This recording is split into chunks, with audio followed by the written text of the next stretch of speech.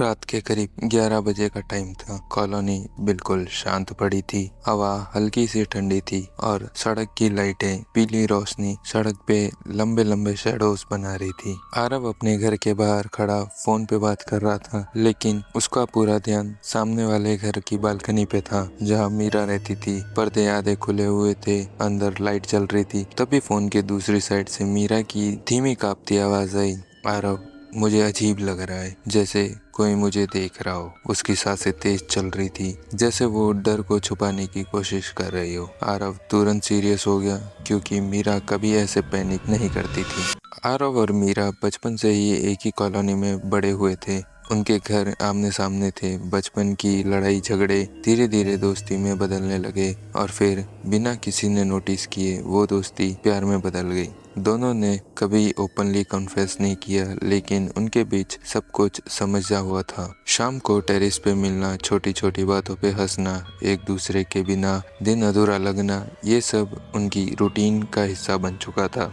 लेकिन उन्होंने अपने रिलेशनशिप को छुपाने के बारे में सोचा, क्योंकि कॉलोनी में लोग जल्दी जज करते हैं। प्रॉब्लम तब शुरू हुई जब आरव की माँ सावित्री को उन दोनों के बारे में पता चला। सावित्री एक ऐसी औरत थी जो घर में सब कुछ कंट्रोल करती थी। उसका हर फैसला फाइनल होता था और किसी को उसके खिलाफ बोलने की हिम्मत नहीं होती थी। जब उसने मीरा को पहली बार ध्यान से देखा, उसकी आंखों में एक अजीब सी नफरत चमक रही थी। उसने उस दिन आरव से कुछ नहीं कहा, लेकिन उसके चेहरे की शांति सब कुछ बता रही थी। रात को आरव ने उसे किसी से धीरे धीरे फोन पे बात करते हुए सुना। मुझे इस लड़की को किसी की जिंदगी से हटाना है, परमानेंटली। उस वक्त आरव ने सीधा सोचा शायद गुस्से में कह रही है, लेकिन वो बात उसके दिमाग में कहीं बैठ गई।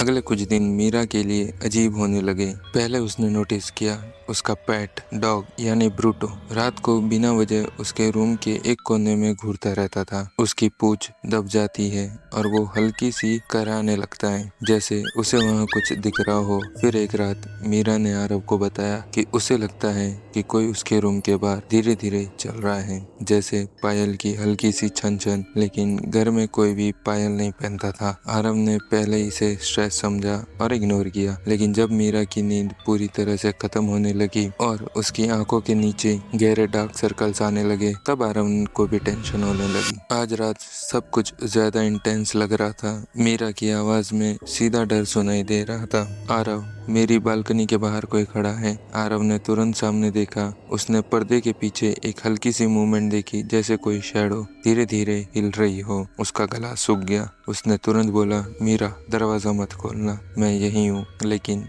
मीरा की आवाज और धीमी हो गई। वो अंदर आ गया और उसी पर एक तेज चीख पूरी कॉलोनी में गूंज उठी। बालकनी की लाइट एकदम से बंद हो गई और पूरा घर अंधेरे में डूब गया। फोन लाइन कट हो गई। आरव का दिमाग पूरी तरह से खाली हो गया। बिना सोचे समझे वो सीधा रोड क्रॉस करके मीरा के घर की तरफ दौड़ा। दरवाजा आधा खुला था, अंदर घना गहरा था। जैसे ही वो धीरे से अंदर गया और उसने मीरा का नाम लिया, उसके बिल्कुल पीछे से एक ठंडी सी सांस उसके कान के पास महसूस हुई। आरव, उसने पलट के देखा। मीरा उसके पीछे खड़ी थी, लेकिन उसकी आंखें पूरी काली हो चुकी थी और उसका चेहरा धीरे धीरे मुस्कुराने लगा। आरव का दिल एक पल के लिए रुक सा गया। उसने धीरे धीरे पीछे हटना चाहा, लेकिन उसके पैर जैसे जमीन से चिपक गए थे। मीरा बिल्कुल उसके सामने खड़ी थी। उसकी आंखें पूरी तरह काली थी, जैसे अंधेरे उनके बिल्कुल अंदर भर गया। उसका चेहरा बिल्कुल सीधा, बिना किसी इमोशन के। और फिर धीरे धीरे उसके होठ हिलने लगे, लेकिन आवाज मीरा की नहीं थी। एक बारीक खुरदुरी और अजीब सी आवाज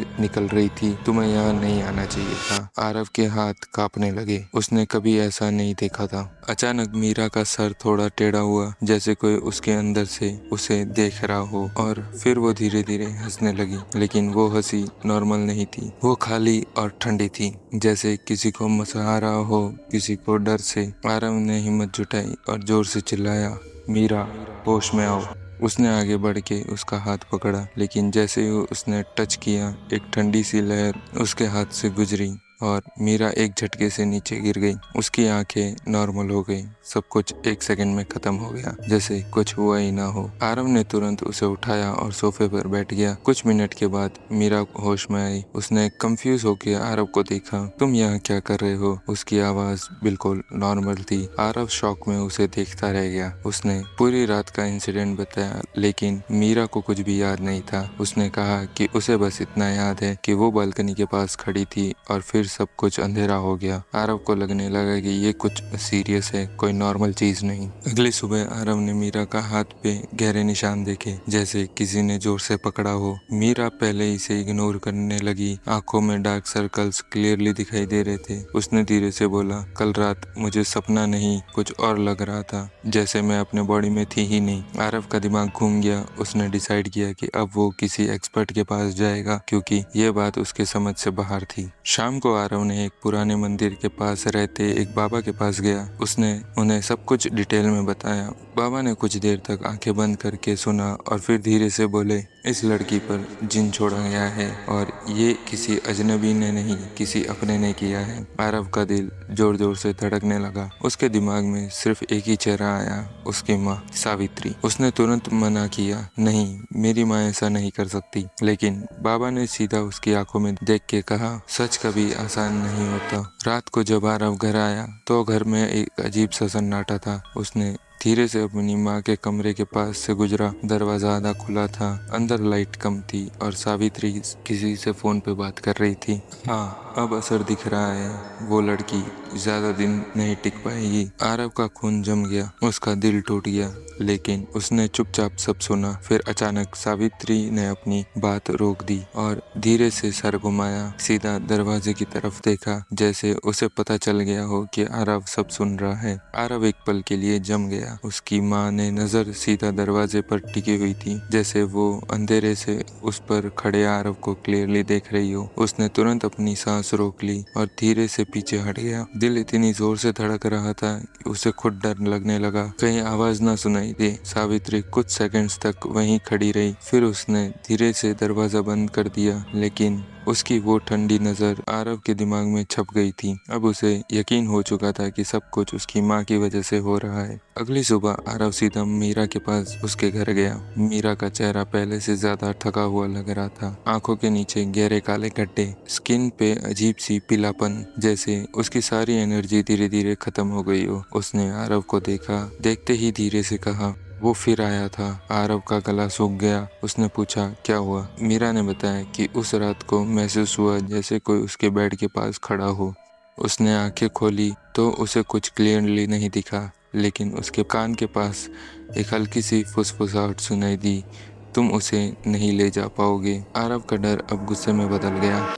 आरव ने डिसाइड किया कि अब सीधा सामना करना पड़ेगा। शाम को उसने अपनी माँ से बात करने की कोशिश की, लेकिन सावित्री बिल्कुल काम थी, जैसे कुछ हुआ ही ना हो। उसने नॉर्मल टोन में कहा, तुम्हें पढ़ाई पे ध्यान देना चाहिए, फालतू चीजों पे दिमाग मत लगाओ। लेकिन उसकी आंखों में वही अजीब सी शांति थी। आरव ने हिम्मत करके पूछा, आपने किसी के पास जाके कुछ करवाया है ना? एक पल के लिए सावित्री का चेहरा बिल्कुल ब्लैंक हो गया। फिर उसने हल्की सी मुस्कान दी, तुम्हें लगता है मैं इतनी घिर सकती हूँ? लेकिन उस मुस्कान में एक सच छुपा था जो आरव समझ चुका था। उस रात मीरा की कंडीशन सडनली खराब हो गई। उसके घर से चीखने की आवाज आई। आरव तुरंत वहां पहुंचा। मीरा जमीन पर गिर के कांप रही थी। उसकी आंखें फिर से काली हो चुकी थी। उसके हाथ पैर अनकंट्रोलेबल हिल रहे थे। उसकी माँ रो रही थी और समझ नहीं पा रही थी कि क्या करे। आरव ने तुरंत मीरा को उठाया और बिना वक्त गवाए उस बाबा के पास ले गया जहाँ वो पहले गया था। बाबा ने मीरा को देखते ही तुरंत रिचुअल स्टार्ट किए। जैसे ही मंत्र की आवाज रूम में गूंजने लगी, मीरा का बॉडी और ज्यादा रिएक्ट करने लगा। उसने अचानक से अपनी गर्दन टेढ़ी करके सीधा आरव की तरफ देखा और उसके होठ खुल गए। तू समझता क्या है? इससे बचा लेगा। वो आवाज इतनी हैवी और गुस्से भरी थी कि आरव का खून ठंडा पड़ गया। बाबा ने जोर से मंत्र पढ़ते हुए उसके सर पर हाथ रखा। रूम में हवा तेज हो गई। दिए हिलने लगे। बाबा चीख के बोला, ये जिन कंट्रोल से बाहर हो रहा है, जिसने इसे भेजा है उसने अपनी मौत बुला ही ली है। आरव का दिमाग घूम गया। उसे समझ में आ गया कि अब सिर्फ मीरा ही नहीं, उसकी माँ भी खतरे में है। लेकिन शायद अब देर हो चुकी थी। अगली सुबह कॉलोनी में एक अजीब सी खबर फैल गई। लोग धीरे धीरे बात कर रहे थे, डर के साथ, कंफ्यूजन के साथ। वो तांत्रिक जिसके पास सावित्री गई थी, वो रात में ही मर गया था। उसकी डेथ बिल्कुल नॉर्मल नहीं थी। उसके घर वालों ने बताया कि रात को अचानक से जोर जोर से चिल्लाने की आवाज आई, जैसे किसी से लड़ रहे हो। फिर एकदम से सब चुप हो गया था। जब लोग उसके रूम पे गए तो वो जमीन पे पड़ा था, आंखें खुली हुई थी। चेहरे पे इतना गहरा डर जम गया था, जैसे उसने अपनी मौत से पहले कुछ ऐसा देखा था जो इंसान समझ ही नहीं सकता। आरव ने ये सुनते ही बाबा की ये बात याद की, जिसने इसे भेजा है उसे अपनी मौत बुला ली है। उसके हाथ ठंडे पड़ गए। वो सीधा घर गया। सावित्री लिविंग रूम में बैठी थी, लेकिन आज पहली बार उसके चेहरे पे डर साफ दिख रहा था। उसकी आंखें बार बार दरवाजे की तरफ देखे जा रही थी, जैसे उसे लग रहा हो कोई कभी भी अंदर आ सकता है। आरव ने गुस्से में पूछा, आपने ये क्या किया? सावित्री की आवाज कांप गई। मैं बस उसे डराने के लिए कहा था, मैंने ये सब नहीं चाहा। लेकिन अब उसके शब्द खोखले लग रहे थे, क्योंकि जो शुरू हुआ था वो अब कंट्रोल के बाहर हो चुका था। उस रात घर पे एक अजीब सा प्रेशर महसूस हो रहा था, जैसे हवा भारी हो गई थी। सावित्री अपने कमरे में बंद थी। आरव हॉल में बैठा था, लेकिन उसे हर सेकंड लग रहा था जैसे कोई उसे देख रहा हो। घड़ी की टिक टिक यूजुअली लाउड लग रही थी। अचानक सावित्री के कमरे से हल्की सी खराश जैसी आवाज आई, जैसे कोई दीवार पे उंगली घुमा रहा हो। आरव तुरंत खड़ा हुआ और धीरे से दरवाजे के पास गया। अंदर से धीरे धीरे किसी के चलने की आवाज आ रही थी, लेकिन सावित्री ने दरवाजा अंदर से लॉक कर रखा था। अचानक अंदर से सावित्री की चीख गूंज उठी, नहीं, दूर रहे मुझसे। आरव ने जोर से दरवाजा खोलने की कोशिश की, लेकिन वो हिल भी नहीं रहा था, जैसे किसी ने उसे अंदर से पकड़ रखा हो। अंदर से चीजें गिरने की आवाज आई, फर्नीचर हिलने की आवाज और सावित्री की टूटी हुई आवाज सुनाई दे रही थी। मैंने गलती की, मुझे माफ कर दो। फिर एक अजीब सी हैवी सांस की आवाज आई, जो इंसान की नहीं लग रही थी। आरव का डर अब पीक पे था। उसने पूरी ताकत से दरवाजा तोड़ने की कोशिश की। फिर एक सेकंड पे सब कुछ चुप हो गया, जैसे किसी की आवाज स्विच ऑफ हो गई हो। आरव ने लास्ट बार जोर से दरवाजा तोड़ दिया और वो टूट गया। रूम के अंदर सब उल्टा पुल्टा सामान बिखरा हुआ था। हवा में एक अजीब सी गंध थी और सावित्री जमीन पर पड़ी थी, बिल्कुल सीधी। उसकी आंखें खुली हुई थी, सीधा सीलिंग की तरफ देख रही थी, चेहरे पे वही जम चुका डर। आरव ने धीरे धीरे उसके पास जाने की कोशिश की। आरव ने उसे हाथ लगाया, ठंडी, बिल्कुल ठंडी। उस वक्त उसके कान के पास हल्की सी फुसफुसाहट हुई, तेरी बारी है।